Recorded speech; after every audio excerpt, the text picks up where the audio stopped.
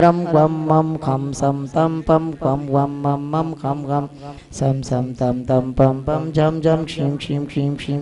Dram dram द्रीम द्रीम द्रावे द्रवण मोरदे भगवते श्रीमते ओम ह्रीम क्रौम मम पापम खंडय खंडय जय जय द द पच पच पाचय पाचय ओम नमो अरम झम क्षीम क्षीम हम स छम वम र य स क्षाम क्षीम क्षूम क्षैम क्षूम छम छ क्षीम राम ह्रीम ह्रूम रैम रोम र द्राम द्रीम द्रावे द्रवण मोरदे भगवते श्रीमते ठ ठ श्री स्वर्गवासी हेमलता सुभाष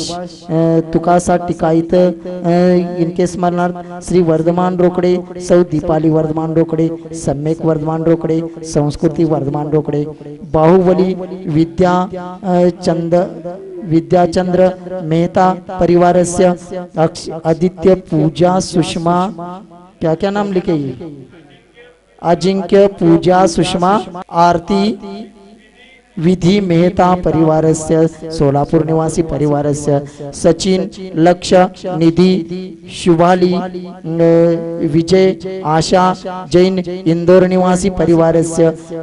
हेमंत अरविंद जी परिवारस्य सुधीर बाजल जलगांव परिवारस्य निमित बाजल जलगांव परिवार निवास्य राजू शाह अकलूज परिवार राजू शाह परिवार अकलूज निवासी परिवारस्य स्वर्गीय विद्यादय बाजल स्वर्गीय सूरजचंद्र जी विशांकर की स्मृति में श्री श्रेयस सुधीर निमित्त आदि संकल्प किरण जैन परिवारस्य सचिन जैन लक्ष्य जैन परिवारस्य निधि जैन परिवारस्य विजय आशा जैन परिवारस्य समस्त शांतिधारा करने वाले देखने वाले परिवारस्य श्री रस्तु वृद्धि रस्तु तुष्टि रस्तु पुष्टि रस्तु शांति रस्तु कांति रस्तु कल्याण मस्तु स्वा समस्त शांतिधारा करता परिवार से कार्य सिद्धार्थम सर्व विघ्न निवारणार्थम। अंतरिक्ष पार्श्वनाथ स्वामी के चरणों में पहला आज अवसर है जब उत्साह के साथ दिगंबर समाज लाड़ू चढ़ाने के लिए कतारबद्ध है। आज सभी लोग भगवान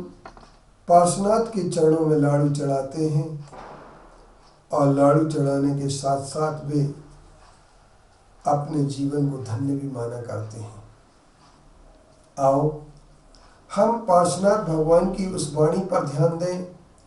जिस वाणी में पार्श्वनाथ भगवान कहा करते थे किदम किमदम कीदृशम कश्य कस्मात् वित्त विशेषयन् स्वदेहमपि नावैति योगी योग परायण। जो योगी है योग में परायण है वह आत्मा में लीन रहते हुए यह नहीं सोचता ये क्या है, ये कैसा है, ये किसका है, ये किस लिए है और ये कहाँ है। इस तरीके के सारे प्रश्नों से मुक्त होकर के आत्मचिंतन में लीन हो जाता है। सचमुच में जिसके आत्मा की लीनता आती है उसके एक नया उजीला नया दीप उसके हृदय में जल उठता है। क्योंकि किसी के घर दीप जलते हैं तो किसी का दिल जलता है। ये बात हम लोगों ने बहुत सुनी है, परंतु इस पर कभी विचार करना चाहिए कि जिसके पास ईर्ष्या होती है, जो दूसरों को देख करके जलता रहता है, उसका ही हमेशा दिल जलता है। क्योंकि दिल जलाने वाला दूसरे के घर में अंधेरा करने की कोशिश करता है, क्योंकि उसके पास भी अंधेरा ही होता है। जो दीप जलाने की बात सोचता है वह अंधेरे की जगह उजेला लाने की कोशिश करता है। जिसके पास उजेला होता है वो दूसरों को भी उजेला देता है। लेकिन बहुत सारे लोग अपनी ईर्ष्या के कारण अपना दिल जलाया करते हैं, दूसरों की देख करके जलते रहते हैं।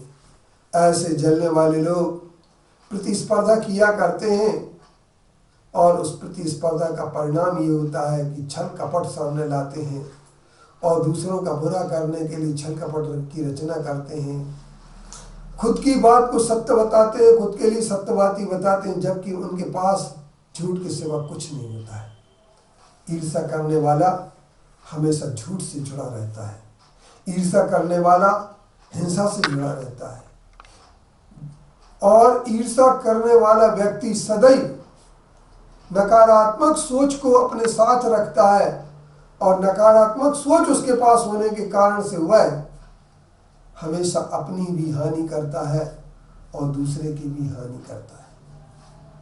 हानि से बचना है, खुद की भी हानि से बचना है और दूसरों की हानि से अगर आपके लिए बचना है तो आपको सिर्फ एक बात तय करना पड़ेगी, वह यह है कि आपको ऐसा कुछ सोचना पड़ेगा कि जिससे आप ईर्ष्या से ऊपर उठ जाएं।